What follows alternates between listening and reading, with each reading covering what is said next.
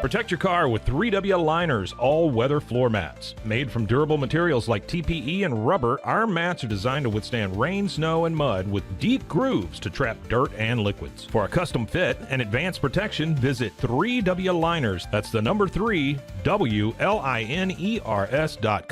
today.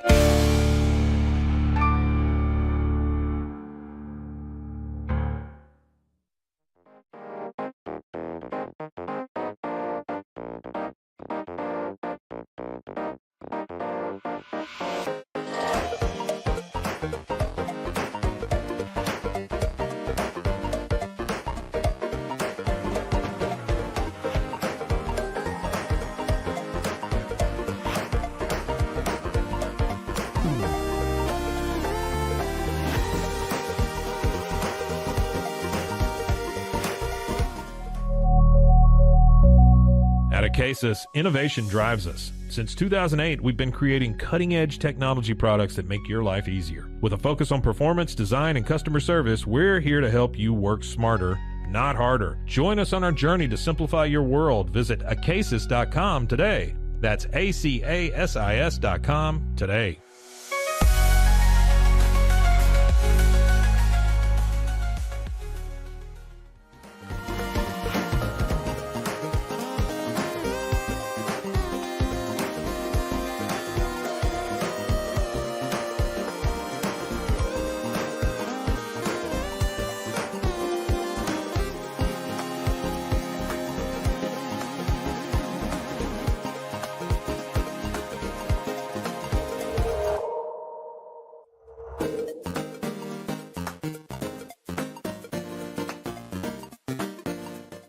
Farmhounds offers natural treats and chews made with quality products that support family farms, regenerative agriculture, and humane farming practices. Give your dog the best with wholesome, organic ingredients that promote health and happiness. Shop now at farmhounds.com.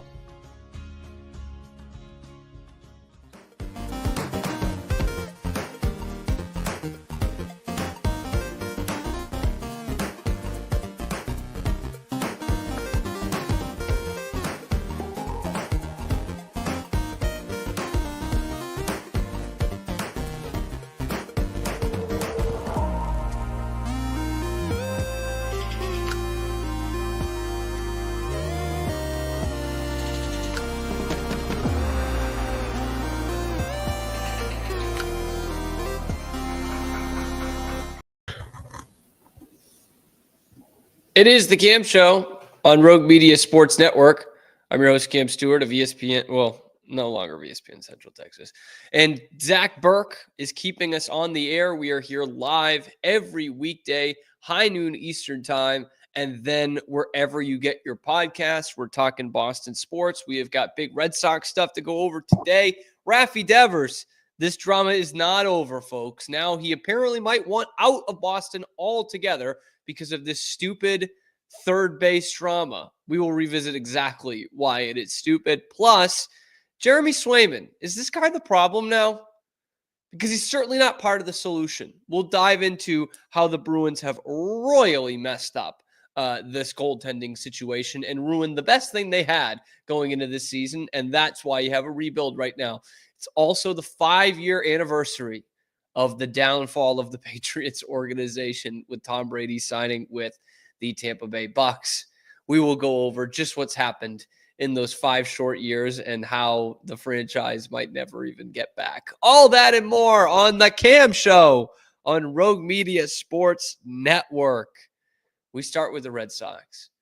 It's only 10 days from now that they will open their season in Arlington, Texas, a season with so much potential in 2025 with the offseason moves they've made, the Garrett Crochet trade, the Alex Bregman signing, Garrett Cole out for the season in New York. There's a ton of optimism around this Red Sox team as they open the season next week. But spring training has been anything but a breeze for the Red Sox. And the optimistic fans have been focusing on the prospects that are coming up through the pipeline and which ones are going to make the opening day roster, if any of them are going to at this point. But most of us have been slapped in the face here with a lot of drama. there has been no shortage of drama at Red Sox spring training this year, and it pretty much only has to do with their star player, the face of their franchise, Rafael Devers. But he's brought Alex Bregman into this. He's brought Tristan Casas into this. He's brought Alex Cora into this. We're all part of this now. Brought Chaim Bloom into this. Guy's not even here anymore. But you remember a few weeks ago when Alex Bregman had just been signed and Rafi Devers was asked by the media, what do you feel about moving to DH? He said, no. He just kept doing that. It was a bad look for the Red Sox. And then Tristan Casas came on and said, no, Rafi Devers is our third baseman. Bregman's going to be a good second baseman, but that's our guy. That's our third baseman. Your third baseman is the worst defensive third baseman in baseball. And we heard at the end of last week that Devers was just like, I'll play where they tell me to play. I've met with the team. I will play where they tell me to play.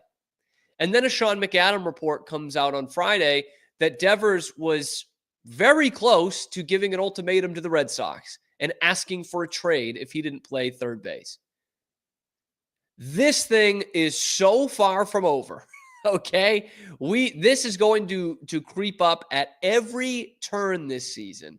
Every time Bregman makes a mistake, which isn't very often. Every time they go on a losing streak. Every time Devers is at a bit of a slump at the plate and you're going to say he's not engaged because he's not playing the field. It's going to happen all the time. This guy is not just taking his medicine and is going to DH. This is going to be a problem. Evidenced by the fact that he was ready to ask for a trade. Guy getting paid $30 million a year and is signed through 37? Is asking for a trade because we're asking him to play less time in the field?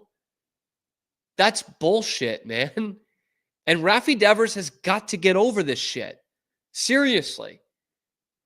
There's absolutely no question when you look at the stats, who the better third baseman is. There's no question.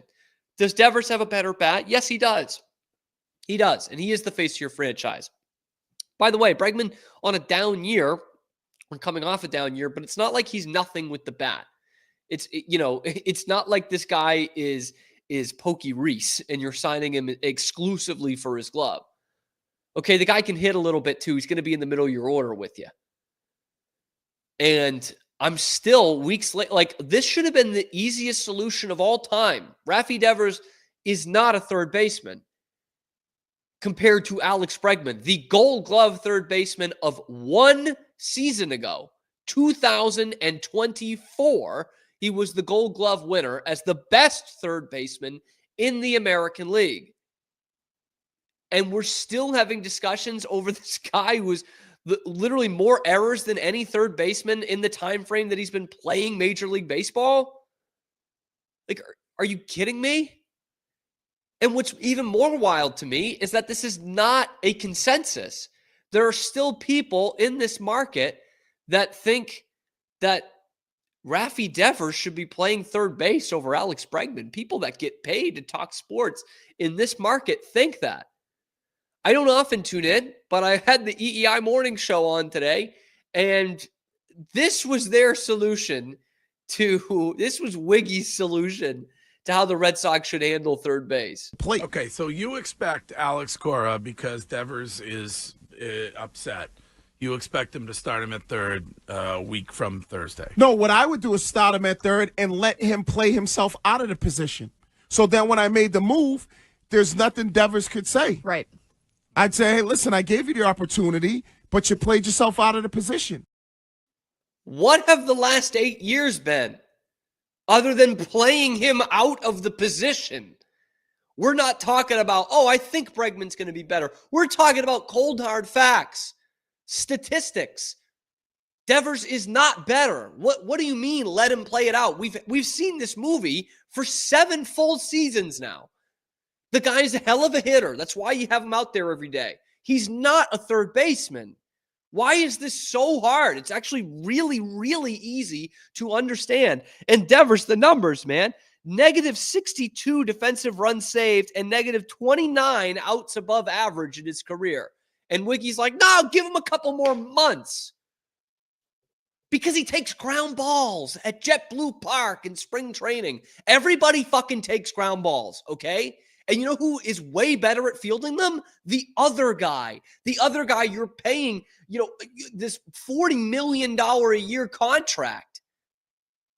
That guy. You brought in a $40 million guy, AAV, who's the Gold Glove third baseman, and you're going to stick him at second? How does that make any sense? Especially when your top prospect, the one who's most major league ready, plays second base. And then they go on to talk about in the conversation, they say, well, if you have Bregman at second, your infield defense is automatically better. Yes, that's true, because it's brought so far down by the guy you're keeping at third base at a more important infield position. Like, what are we talking about here? Second base is the least important position in the infield. That's for guys who don't have strong arms. And yet we've seen time and time again, I mean, Bregman's killed them in playoff series with how good his defense has been. And last year he was the Gold Glove winner at that position. And you're going to put out big fat Rafael Devers at third base, worst third baseman in baseball, because he's your guy. He's not your guy. Trust me, if he's going to management and going to ask for a trade because he's not getting his way and not playing his position, he's not your fucking guy. I'm sorry. And I've watched this team for 20 years. I know how this shit works. I know how they've had some personalities. I know they had Manny for all those years and they catered to him. But if you're talking about a guy who is not willing to DH, because say what you want about Manny Ramirez, he would have shit his pants to DH every day. Would have loved that. Okay?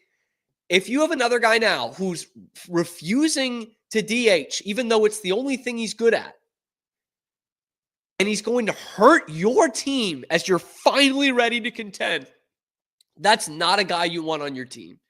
I'm sorry. And I love Devers as a hitter.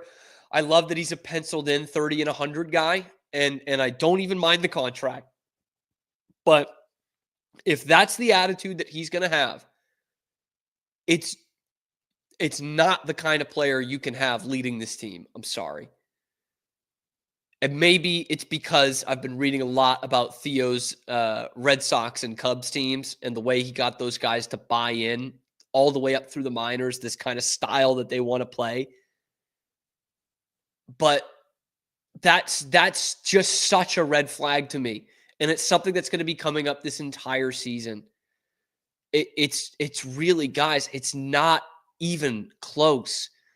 A lot of other teams would not have this problem because it's so easy. It's so elementary. But the Red Sox, as much as I'm mad at Rafael Devers, the Red Sox have put themselves in this predicament. Because also, according to the Sean McAdam report that came out on Friday, the Red Sox were telling Rafael Devers, no, you're our third baseman. This talks that everyone's talking about Nolan Arenado and Alex Bregman, that's just speculation. You're our third baseman. What kind of bullshit is that? Why are you telling him that? You should be telling him, Rafi, you're the best hitter in our lineup. We're going to find a spot for you at whatever to have you in our lineup, batting third, batting fourth every day. We're paying you $30 million a year. You're signed with us well past your expiration date, probably to age 37, 38. You are our franchise. You are our guy. You're just going to play the position that we're going to tell you. Because good luck going out and finding anybody else who's going to pay you this kind of money to play third base. Good luck. And that's the other thing. He's not getting another major contract. Why does he want to play third base so bad? DH is easier. Ask David Ortiz. Ask your guy. Because it's going to take way less wear and tear on your body. All you're focused on is hitting. You're not getting another contract. I would understand that for a guy who's up for free agency in a year or two, saying, no, I have more value when I play in the field. I need that. You're not getting another contract. Like, literally none of this makes sense to me. Devers' position on it, the Red Sox position on it, the media's position on it, the way the Red Sox are telling him, hey, you're our guy, and just fucking lying to him. Like straight up lying to his face? Because this was not speculation. They were in on Arenado and Bregman and having talks all season long, all off season long. So to me, it's Bush League by the Red Sox, if we're being honest. It's Bush League by them. It's also stupid from Devers. Like, at some point, you should be like, yeah, he's a better third baseman. It's going to help our team win. I'm going to help my team win at the plate, which is what I do anyway. I hurt my team when I'm in the field. But I know this team on paper looks like they're going to be better and they're going to be ready to win a little bit, but then they just run into these issues. And again, I'm thinking about these other teams and thinking, they don't have to deal with this shit. The Orioles don't have to deal with this shit, right? The Tigers, they don't have to deal with this shit. Guys just play where they're best suited to play. And here I got Rafael Devers. Literally, like you couldn't get in any more obvious scenario. You literally have the best fielding third baseman in the American League and the worst fielding third baseman in all of baseball. And you're going to put which one over the other? Or in the case of the worst third baseman in baseball, you think you're better than the guy with the gold glove? Like that, Bregman should just keep that trophy in his locker and just be like, I'm not answering any of your shit. Look at the trophy. I won that shit.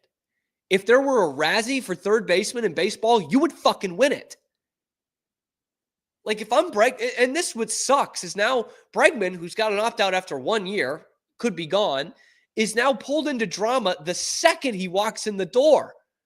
That is so pre-2004 Red Sox bullshit.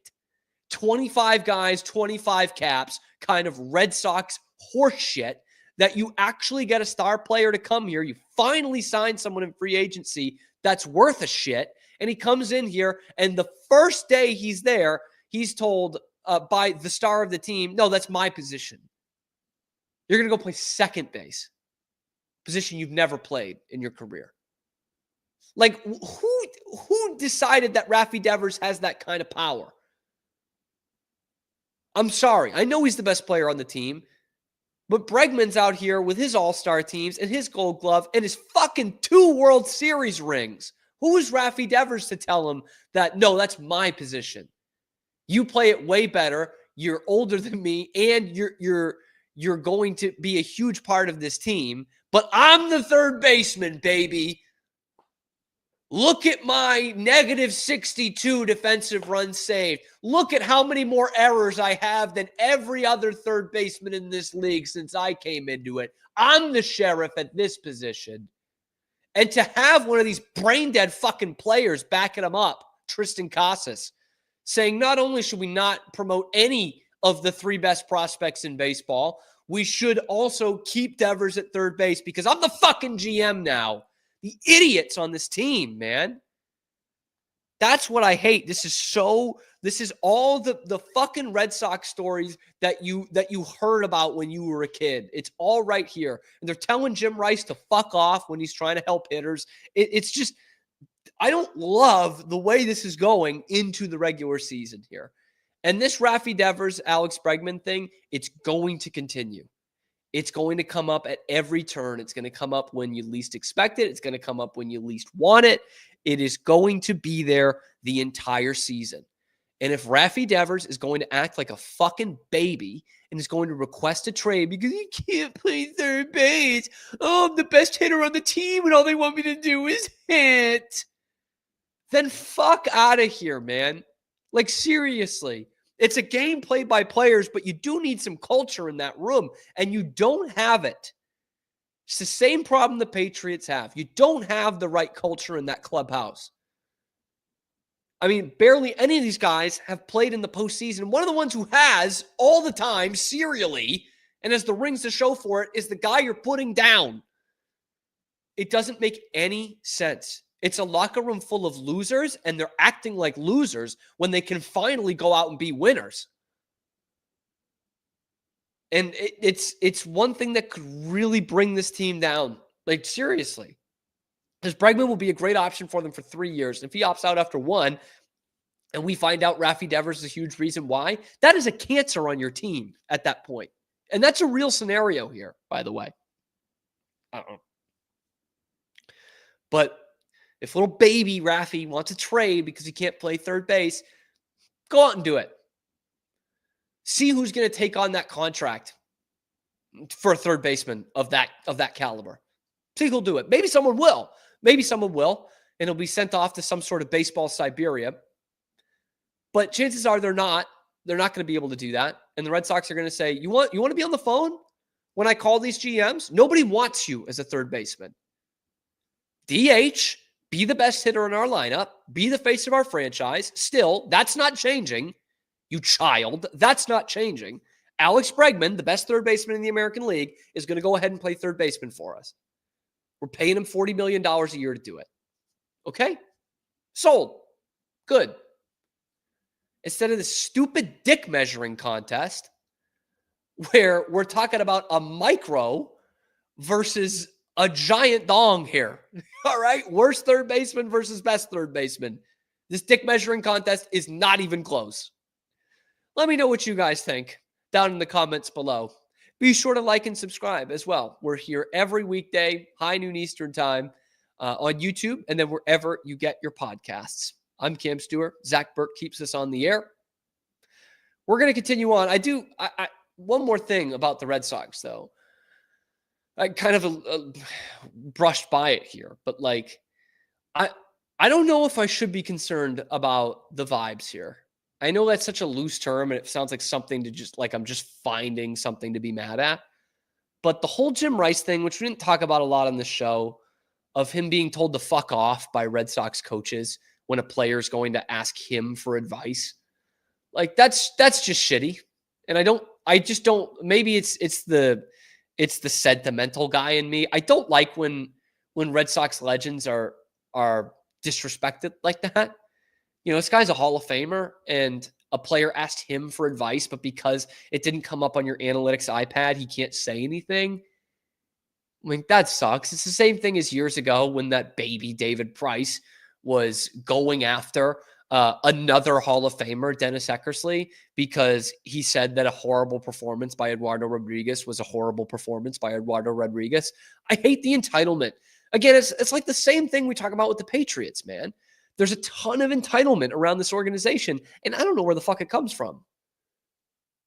Because they haven't won dick. Okay? Nobody that's on this team has won anything. In fact, how many guys they even have still from 21? I mean, Devers is granted, Devers is the only guy that's won anything. He's won a World Series. He was the sixth best player on that team, but he did win a World Series. Bregman's won 2, was one of the core guys. But anyway, he might be the only one from 21. Who, Whitlock? It's not like you have a bunch of guys with postseason experience on this team. They're losers. They barely became not losers last year by going 500. So, this team has got to suck it up and learn what it's like to be a winning team, because the stories that we're getting out of camp right now, that's not the sound of a winning baseball team. And Tristan Casas just running his fucking mouth. That's not the vibes we need going into the season. And now you're down pitchers. Liam Hendricks looks terrible. Giolito has a setback. Bayo is going to start the season on the IL, not the DL. Can't call it that. And I swear to fuck, if they roll out a lineup on March 27th in Arlington, Texas, where Alex Bregman is playing second base, it's just not going to be a good thing. It's just going to show that they care more about catering to their star player than they do about winning baseball games. And to me, that's just not a position the Red Sox can be in right now. Team that doesn't win many games is the Boston Bruins. I said last week that Elias Lindholm was the worst contract they gave out last offseason and one of the worst contracts in Bruins history. I might have been wrong. We'll tell you how I was wrong next on The Cam Show. Are you ready to take control of your health? At 4U Health, we believe wellness and lab testing should be accessible, inclusive, and yes, fun. With our tech-powered at-home lab test, you save time and money while feeling your best. Say goodbye to long waits and office visits. Check your health on your own terms with 4U Health. Visit 4uhealth.com today and free yourself from traditional medicine. That's the number 4uhealth.com. Get ready for epic savings at Best Buy. Right now, you can save up to $700 on select Alienware and Dell gaming products. Perfect for leveling up your gaming experience. Plus, grab the latest Android Google Pixel at an unbeatable price. Don't miss these incredible deals. Shop now at bestbuy.com and upgrade your tech today. At Fullwell, we bring together the expertise of registered dietitians, MDs, and OBGYNs to give you the best fertility support. Our research-backed bioavailable formulas are crafted with your health in mind, ensuring the highest quality and safety. From preconception to pregnancy and beyond, we exceed industry standards with independent testing for harmful contaminants. With our comprehensive practitioner directory, personalized care is always within reach. Fullwell, your trusted partner on your fertility journey. Visit us at fullwellfertility.com. Experience the perfect blend of exquisite craftsmanship and life-changing technology with Gevi. Every product is built with precision, featuring specialized parts that ensure durability, efficiency, and safety. We put every machine through 6,000 rigorous tests to guarantee long-lasting performance. With cutting-edge technology and a commitment to energy efficiency, Gevi makes your life easier, greener, and more convenient. Upgrade your everyday with Gevi. Visit us at gevi.com to discover more. That's gevi.com. Have you ever watched true crime television and wondered, how did they get that story? I can show you. I was a producer for 48 Hours on CBS News. In my exclusive tell-all book, I'll take you where no audience has ever gone before. Don't miss out. Secure your copy of Killer Story, The Truth Behind True Crime Television today. Available everywhere books are sold. With San, owning iconic furniture no longer requires paying a premium. We use the finest materials like Italian top-grain leather, known for its durability and luxurious feel, and apply meticulous attention to detail in every piece we create. Our replicas are crafted with the same care and precision as the originals, but a price that makes them accessible. With over 15,000 satisfied customers worldwide, we've proven that high-quality furniture doesn't have to come with a high price tag. Explore our collection today at san.com. At Covers & All, we've revolutionized protective solutions with cutting-edge, customizable covers, tarps, and curtains. Using advanced tech fabrics that are 100% waterproof, UV tear, and abrasion resistant, we ensure lasting durability with hand-sewn double-stitch seams. Our commitment to quality, precision engineering, and customizable options is unmatched. With vertically integrated operations and express shipping, we deliver premier protection at affordable prices. Visit coversandall.com today for the perfect fit, guaranteed to last. We haven't been looking for you. Wake up. Hellhound Country, available anywhere you get your podcasts. Protect your online privacy with NordVPN. Browse securely, access content from anywhere, and keep your data safe with military-grade encryption. Whether at home or on the go, NordVPN ensures your digital freedom. Stay secure. Download NordVPN today at nordvpn.com. That's NORDVPN.com.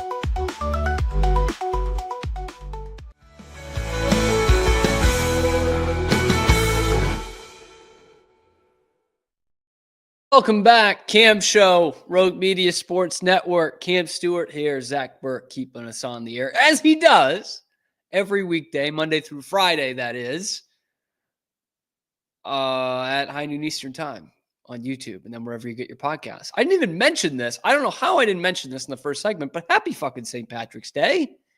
Golly.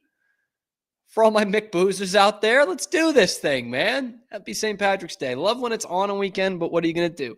Saw the Green River in Chicago on Saturday. Very green. Very green. Much like the Southie Parade is on Sunday, Chicago on Saturday was like definitely the miners intoxicated capital of the world. I mean, we went into the city just to kind of check the scene. Like, we don't do huge parties or anything, but it was like, hey, you know, you're in Chicago for a couple of months. We kind of have to try it, right? And it was just fucking high school kids everywhere, like just flooding the streets of Chicago. Wild. I mean, not too stunning, but still kind of wild. Anyway, wanted to get to the Bruins here because saw a sentiment over the weekend about Jeremy Swayman and his role in the demise of this Bruins team. And I know that Felger did a segment on it, seen some think pieces about it. And honestly, I have to eat my words a little bit. I was sitting here last year, I was in studio, and I was just literally banging the studio desk saying, you've got to sign Jeremy Swayman. You have to do it. Come on. This is your goalie of the future. I was thinking he's going to take the next step. He's going to be the guy. And I might have been wrong. As recently as last week, I said Elias Lindholm is the problem on this team. It's the worst contract they gave out this summer. It's going to be one of the worst contracts in Bruins history. I might have been wrong again. Jeremy Swayman might have been the worst contract they gave out this summer. 8 by 8.25 for a goalie that has been mediocre at his best this year. He's not been a good goalie for them. Not at all. And you got it shoved down your throat on Thursday when you got just shit kicked by Ottawa, a team that is going to make the playoffs. You pull your goalie after the first period, and their goalie, Linus Ullmark, whom you traded, makes the save of the year. And his team's going to the postseason. Your team's not. This is looking like an epic fail, to use a term from my childhood. This is a humongous swing and a miss right before baseball season here. You panicked.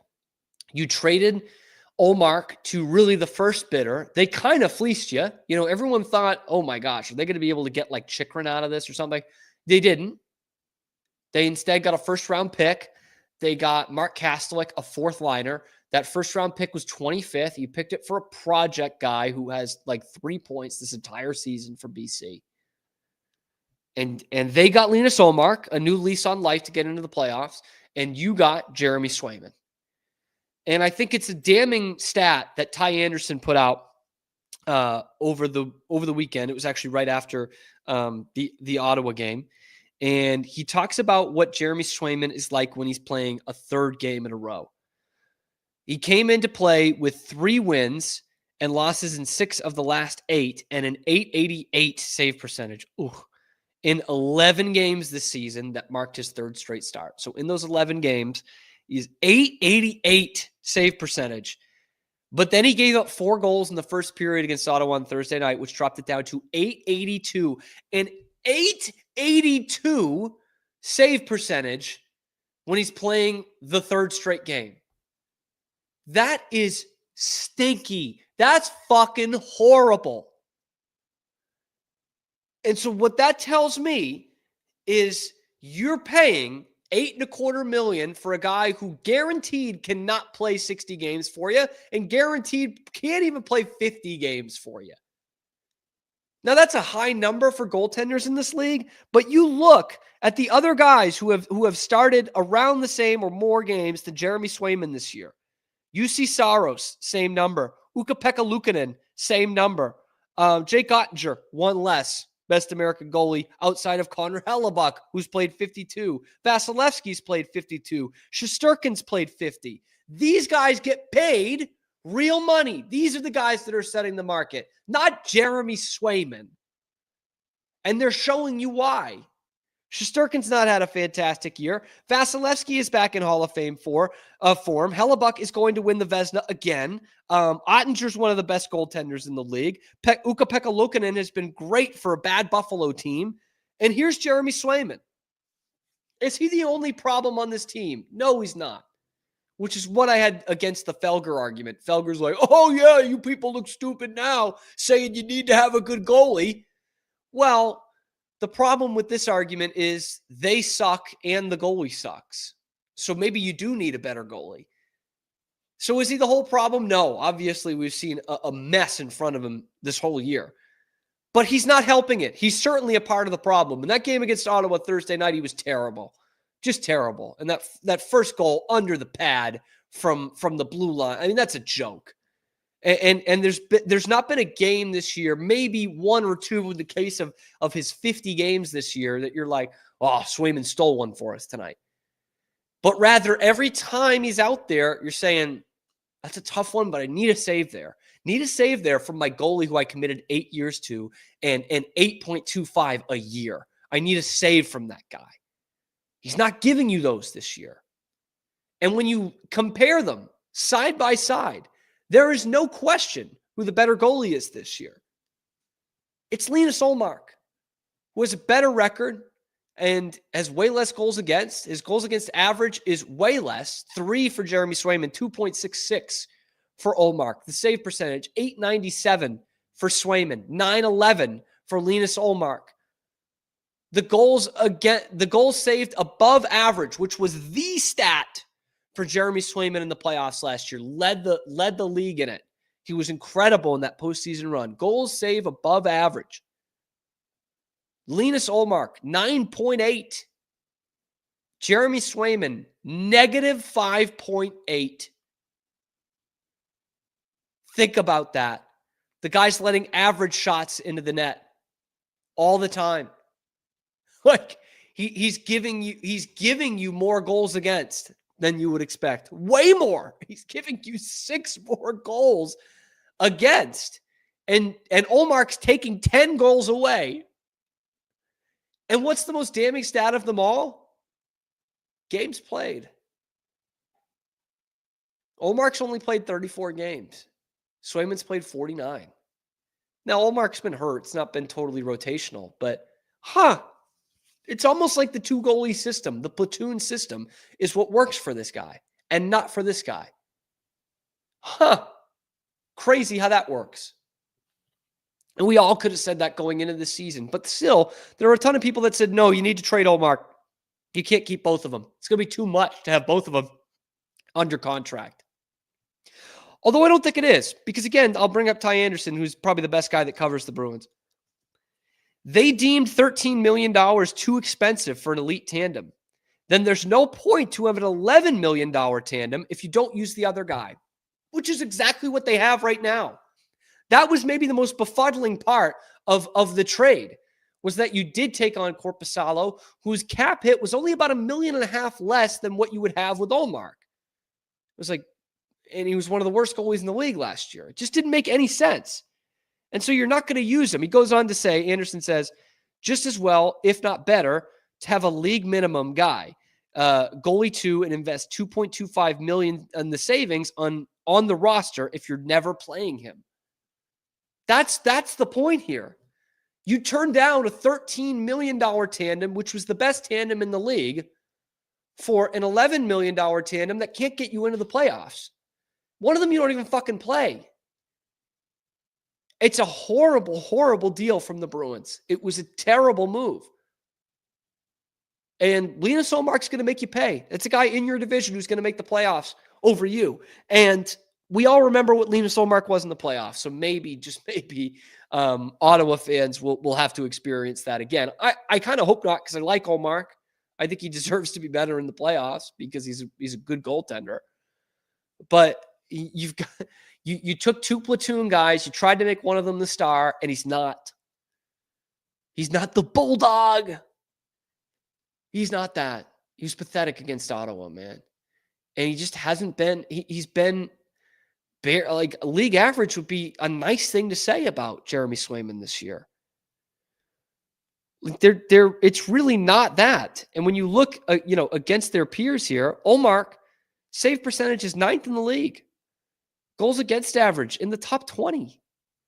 Oh, but Swayman has one more shutout. It's not even close, man. He's not as good a goalie. Jeremy Swayman is not. And you look at his stats, 41st in goals against average. 35th in save percentage. 35th in save percentage. And 41st in goals against average. There are 32 teams in this league. That means there are backups out there right now making a hell of a lot less than Jeremy Swayman that are having better years than him. And the only guy outside of Carey Price, who's obviously not playing, who is in kind of that price range for AAV in 2025, that wasn't as good as Swayman was Ilya Sorokin. He's having a better year than Swayman is, though. Like, he is. And again, it's not the only issue for the Bruins and why they're at where they're at.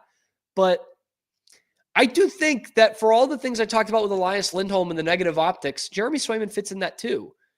Like, it was Jeremy Swayman who had the drama bullshit in the offseason with the contract that Brad Marchand was calling him out in the media without calling him out. Right? It was that. And it was a guy who gave up his whole preseason, taking shots from BU Terriers to because he went to Maine Business School and he was going to work this thing out. And now you look like a goalie who didn't have a preseason, but now we're almost in April.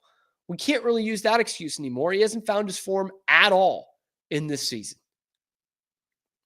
And that is going to look like an albatross contract. And if you are going to rebuild and retool and you're going to get this Jeremy Swayman and this Elias Lindholm for 7 more years, you're in the wilderness, man. You're going to become the Red Wings or worse yet, the Sharks or the Blackhawks. If you're stuck with those things around your neck for the next 7 years and they're going to play like this, you're screwed. It doesn't matter what kind of savvy deals you make. You're screwed with that cap hit of over $16 million a year for those two guys. Even with the extended cap, those fucking wastes, the way they played this year for $16 million a year, good luck. Good luck. So is Jeremy Swayman the problem here? Let me know in the comments below. Be sure to like and subscribe. It helps out the channel a ton. If you want more Boston sports content that's not Felger and Naz bullshit, we've got it for you, okay? Every weekday, high noon Eastern time here on YouTube and then wherever you get your podcasts. The Cam Show rolls on. We're talking about the Patriots and the half decade since Tom Brady left and where we can actually maybe, hopefully, find some optimism for this franchise again. That's next on the Cam Show.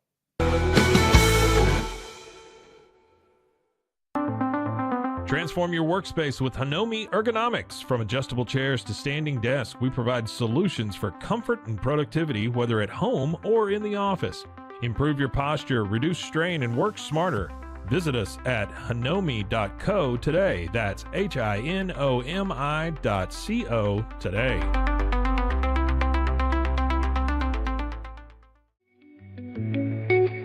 Unlock a world of convenience with MullyBox, your one-stop solution for personalized subscription boxes delivered right to your door. Each box is tailored to your tastes. Experience the joy of surprises. Subscribe today at mullybox.com. That's MULLYBOX.com. Unlock your full potential with Onnit, your go-to for premium supplements, fitness gear, and wellness essentials. Whether you're training hard, recovering faster, or just looking to feel your best, Onnit has the tools you need to perform at your peak. Visit Onnit, that's ONNIT.com, and elevate your mind, body, and spirit today.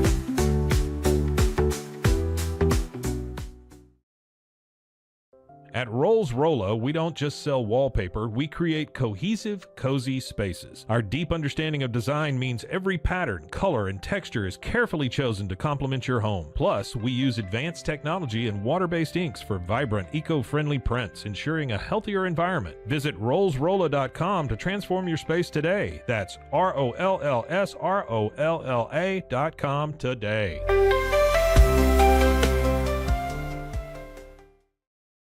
Relax with Hemp Delicious. Organically grown hemp, massively blended with delicious organic herbs, responsibly sourced for their holistic benefits. Each sip offers calming, antioxidant-rich wellness. Brewed just for you. Sip the calm with Hemp Delicious. Find your blend at hempdelicious.com. At Tusain's, we understand that maintaining a healthy lifestyle can be challenging, especially in today's fast-paced world. That's why our mission is to make fitness accessible to everyone, anywhere. Committed to excellence, we adopt a user-centric approach guided by ergonomics and medical science. With a team of seasoned professionals in R&D, design, and manufacturing, we prioritize quality across our entire product line. Visit Tusains.com today and start your journey to better health. That's TOUSAINS.com.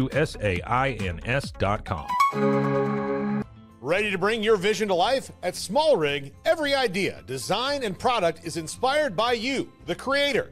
With our industry-first under co-design mode and the Dream Rig free customization project, we unite with global creators to turn big dreams into reality. Whether it's a cage rig or mount, Small Rig's versatile gear is built to elevate your craft. Small Rig, where your creativity meets our innovation. Go to smallrig.com. Calling all Marvel fans, get Marvel Unlimited and unlock over 30,000 comics featuring your favorite heroes and iconic stories, all available to read anytime, anywhere. Whether you're into classic tales or the latest adventures, there's something for everyone. Don't miss out. Head to marvel.com/unlimited today and start your Marvel journey now. At Angel Bliss, we believe every parent's journey is a beautiful adventure. Our mission is to make it joyful and stress-free with thoughtful, safe, and innovative products. Born from a love for family, we promise peace of mind for parents and comfort for babies. From playtime to bedtime, every Angel Bliss product is designed with care, reliability, and a style to nurture the special bond between parent and child. Angel Bliss, creating happy memories, one baby at a time. Visit us at angelbliss.us. Angel Bliss.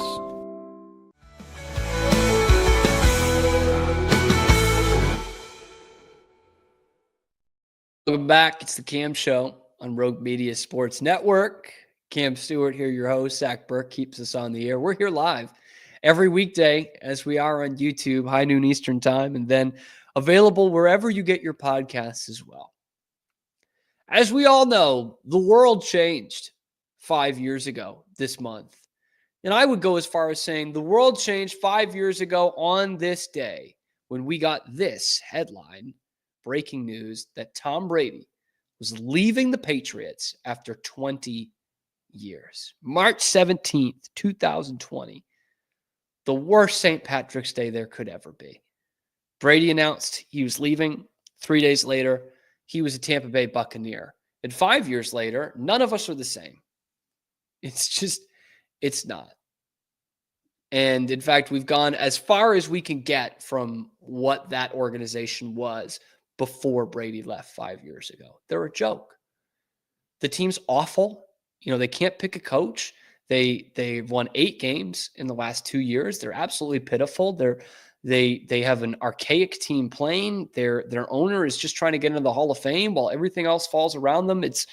Brady's terrible on TV. Belichick is doing this weird ass post where he's holding up a 24-year-old girlfriend with his legs on a beach. It's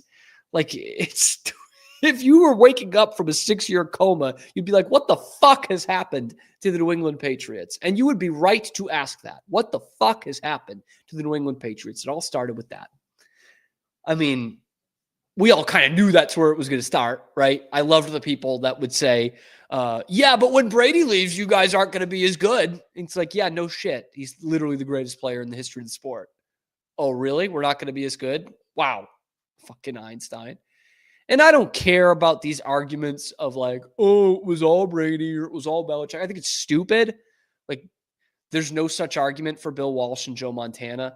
Nobody, the Bulls haven't done anything really since Jordan left, but nobody says that. They're just like, oh, the Bulls had a great dynasty. They're not going to say that about Patrick Mahomes and the Chiefs when he leaves. They're not going to say, oh, well, they weren't anything without Patrick Mahomes ever. It's like, well, you had fucking 20 years of Patrick Mahomes. It's like, who cares if the Patriots were anything without Tom Brady? They had 20 years of Tom Brady. And they won 6 Super Bowls with Tom Brady. And then 3 days later, he signs with the Bucs. The rest is history. Because since then, he's won a Super Bowl and rode off into the sunset. And the Patriots have gone through 5 quarterbacks and 3 coaches. And what's crazy is just how much has changed, right? As soon as he left, it was Jarrett Stidham is our guy. It's Jarrett Stidham. He's going to take over. They really believe in him. They like his makeup. And then it was Cam Newton. Oh, prove it deal. Here he goes. 1 year, former MVP. He'll return to form because he needs to make some more money. It's his last chance.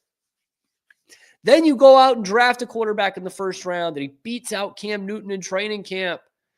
And we're all on board again. Since then, 3 head coaches, and 5 quarterbacks, starting quarterbacks, none of which were Jarrett Stidham, by the way. We had Massachusetts, we had the Zappy Hour, we have now whatever the hell with Drake May, and you really start to realize now how much it takes to get back to contention in the NFL. Because think about it, the Patriots do have the quarterback, and not every franchise who retires a Hall of Fame quarterback gets a very promising young one within 4 years. It doesn't happen like that all the time. To some that would be very quick. The Jets never replaced Joe Namath. It took the Chiefs 25 years to even get an over the hill Joe Montana, let alone Patrick Mahomes. So it doesn't often, and I'm not saying Drake May is a future Hall of Famer or anything, but he is your franchise quarterback, right? He is. And yet you're still talking about year 3 being the year that they can actually win something, like win some games, because going into year 2 right now, they still don't have half an offensive line and they don't have any weapons for him to throw to. So it just goes to show you how good we had it and how much it takes to get back into contention in this league. But yeah, it all started going wrong when Brady said he wasn't coming back, when the Patriots would not go from $25 million to $30 million, which is what he got for the Bucs. And at the time, with the Belichick Kool-Aid, I think you could have convinced a lot of people saying, okay, Brady might be good when he leaves, but it's probably the best thing for us to do. Some people. A lot of people didn't think that way. And it all unraveled in that first year. Brady wins the Super Bowl. The Patriots are awful. They make it to the playoffs once since then, but it was arguably their biggest playoff embarrassment ever with how thoroughly beaten down they were by a divisional opponent that they used to own. The Bills crushed them in that, 47-17 or something? You've gone through it all. You've gone through the rise and fall of Brady's replacement. You went through the rise and fall of Brady's apparent replacement who didn't start a fucking game for you. You went through a Cam Newton experiment. Like you've gone through, 2 non-offensive coaches being the OC and quarterback coach for your second year quarterback in Mac Jones. You've gone through an offensive coordinator who didn't even know the players on the team. It's like they've literally, in the span of that 5 years since Tom Brady said he wasn't coming back, they went from the model organization in sports to, you could argue the worst organization in the National Football League. It's completely fallen apart around them. And I think that's actually a great argument for how much it was both of them, Belichick and Brady. Again, hate the argument, but if that's not the best reason for it right there, I don't know what is. That the whole thing has fallen apart when they're both gone. Of course, it got to the doorstep of falling apart while Belichick was still there. Don't get me wrong, but I am surprised at how quickly Campbell has fallen, because within 3 years it had completely fallen. Like the bottom had fallen out. They were fucking awful. And here we are 5 years later, being, again, what we talked about with the report card and the draft position, among the worst teams in the league. Worst organizations in the league, with still like not a ton of optimism. Like we're really grasping at optimism with Mike Vrabel because it's better than the last guy. The optimism is Drake May, but when you have literally nothing around him, it's tough to get very optimistic about the 2025 season. It just is. So that was the moment it all happened. And I think we all knew where we were. I was working at a news station in Waco, Texas, and I had literally just gone in for the day, and this news came across my phone. And within minutes, I had people heckling me in the news station. I think we all knew where we were when that happened, and the fate of the Patriots and therefore the fate of the NFL changed on that day. Let me know where you guys were on that day. Let me know in the comments below. Be sure to like and subscribe. We're here every day, every weekday anyway. High noon Eastern time on YouTube, live, and then wherever you get your podcasts. I'm Cam Stewart.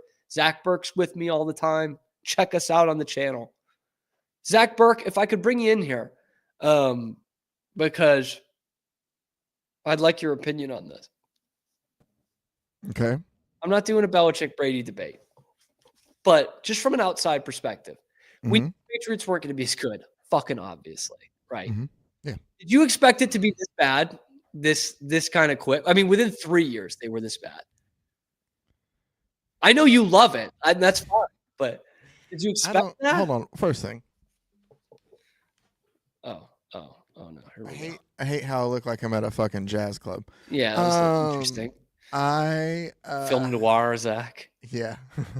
I'm fancy like that. Yeah. I don't know if I thought it would get to the point it is so quickly, just because I thought it was a whole like institutional thing. Like, you know what I mean? Like, they sold us on that too. Like, yeah. It's not going to be the same, but it's the Patriot way, and you need to have a great owner, and Kraft's a great owner, and he's going to pick the right guys. And like, I bought into that. Yeah, like, but it didn't happen. It's the same thing that the Yankees kind of sold for a while, probably when they do sell it for a while when they have droughts like that. No, I didn't think we would dip so fast, but at the same time, it's not like to me, it just shows me more, or at least makes me think that it was the collection of all the pieces as a whole, because it's not any one person is just benefiting and just taking off and winning somewhere else. Granted, sure, we still have to wait and see with Belichick and this UNC deal, but me, who has obviously concernable like no expertise on the situation, but I have a feeling it's not going to go so well.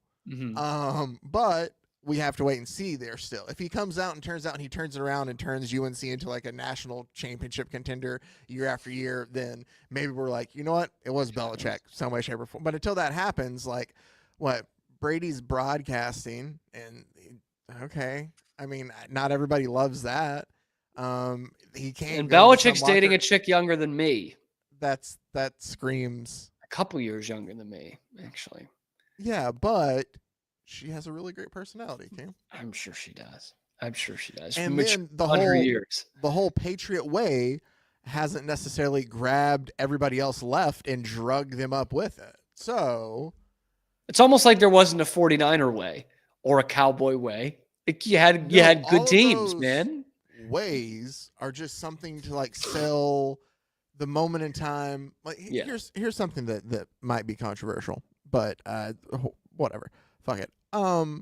It's more of time.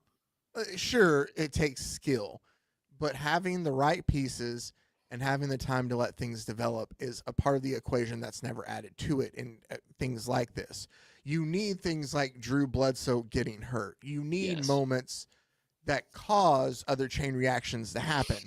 Bill Belichick can coach his ass off, but unless other things that he didn't have control over happen, you're not met with the moment that's there. Tom Brady, one of the best quarterbacks of all time, but unless he's given those it's a whole. And if Marty Schottenheimer or Jerry Glanville had Tom Brady, they would probably be among the great coaches also. I don't know if they would have won 6 Super Bowls, because I do think Belichick's the greatest coach ever. Yeah. But like with any coach, there is something dependent on the quarterback. Absolutely. There's the Jeff Pearlman book, Boys Will Be Boys, which is about the Cowboys dynasty there in the 90s. There's a moment in there that always hit me really hard, is that everybody would talk about how great those Cowboys championship teams are there. And they were. Like, obviously 3 titles in 4 years is big, but there's stories in that book of Jimmy Johnson wanting to start Steve Walsh, who was his guy over Troy Aikman, and not wanting to draft Emmitt Smith, to where the running back coach had to stand up on the table and was either like, we draft him or you fire me. Like, that's supposed, like, that happens on great teams. So it's not just, one thing. Like, yes, these players in other situations or in other systems would work and would be successful. But it's kind of like everything coming together all at once, and you can't put the sole success of that on one person. Hell yes. Hell yes, Zach. This is why we keep you around, man. Oh, thank you. But look at this Atlantic Division clash of ball caps. I'm in baseball season. I'm ready for baseball, dude. No, I get that. There comes like a time in the year. Once the weather gets better, this is a weird thing. I don't know if it happens to anybody else, but only when the weather gets better do I start reading a lot again, because I like reading outside.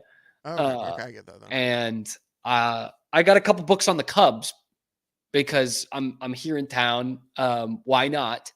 And I'm in on baseball season. I'm ready for baseball season to start.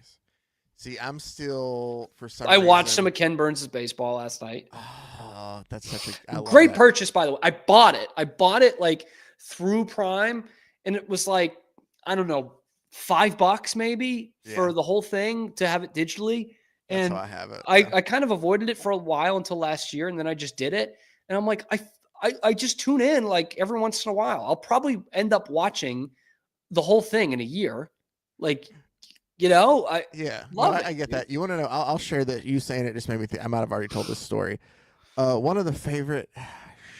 Who was it? It was somebody who was the minor league play-by-play guy for the Astros at the time, and I can't remember. But he was telling us stories of like just the different like travel things that they would do, and like, you know, because the travel arrangements for those guys are just brutal. Awful. Yeah. But they would talk about all these long bus drives, and there wouldn't be enough seats for everybody. So some of the players would have to sit like on the floor of the bus while they traveled. And I remember the story, and this made me, I don't know why I was never a big fan of him as a player. It was nothing against him personally, but I always appreciated this story. The guy told me, he said that Ben Zobrist would sit on the floor of the bus and have his iPad out, and he would watch Ken Burns baseball on those long road trips. He was just always so into it. Yeah. So you're saying that makes me think also a Ben Zobrist fan. Yeah. Good for Ben Zobrist, who's been mentioned a lot in this book that I'm reading right now because it culminates in the Cubs World Series. So Ben Zobrist, what a guy. I'm still DBU. Ooh. Speaking of the Patriots. This guy. Yeah. I watched them in a super regional at one point in time. Just why you say reading. I am rereading a book called Blood in the Garden. That's about the 90s Knicks. Yes. That's pretty good. That I enjoy. I've heard that one's great. Who wrote it? Do you know off the top of your head? Oh, not off the top of my head. Sorry if you don't. I don't know who wrote this book that I'm reading. So, it was by Chris Herring. Chris Herring. Yeah, he's written a couple of really good books. Yeah. No, it's not to be confused with Chris Herring, Massachusetts basketball great. Yes. Played for the Celtics too, right? Yeah, at one point. Yep. Yeah. Drug problem? Yes, big time. That's kind of what he's known for. Yeah. Great story. Great 30 for 30. Right. Well, thank you for letting me join the Cam Show today. Zach, dude, literally any day. All right. Any day. Any weekday. 9 Eastern time. And then you can also catch Zach wherever you get your podcast. For overtime. I got to go. That's going to do it for us. We'll see you tomorrow on the Cam Show.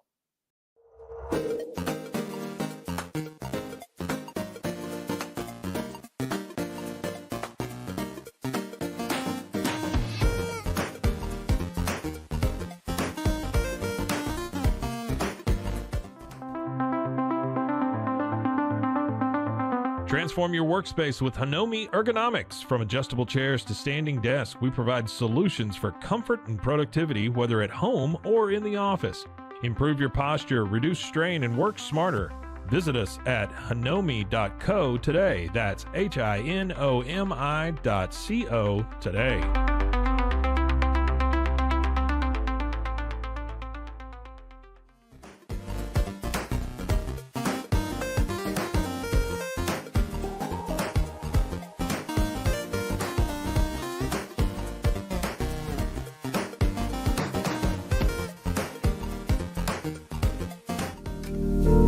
Experience the future of secure private cloud storage with Internex. Protect your files with end-to-end encryption, ensuring your data stays private and accessible only to you. Enjoy seamless, fast storage without compromising security. Visit Internex.com today and take control of your digital life. That's INTERNXT.com today.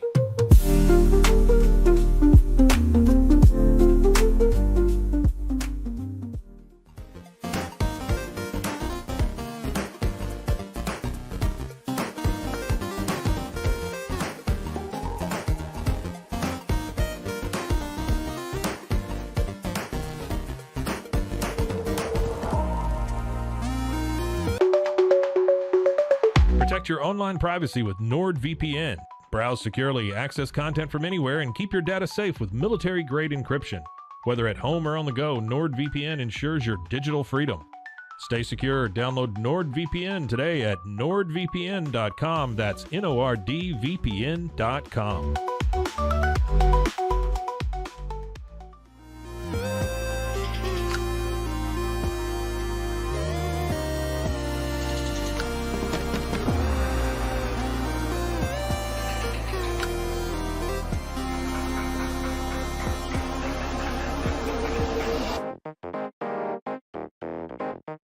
Tusains, we understand that maintaining a healthy lifestyle can be challenging, especially in today's fast-paced world. That's why our mission is to make fitness accessible to everyone, anywhere. Committed to excellence, we adopt a user-centric approach guided by ergonomics and medical science. With a team of seasoned professionals in R&D, design, and manufacturing, we prioritize quality across our entire product line. Visit Tusains.com today and start your journey to better health. That's TOUSAINS.com.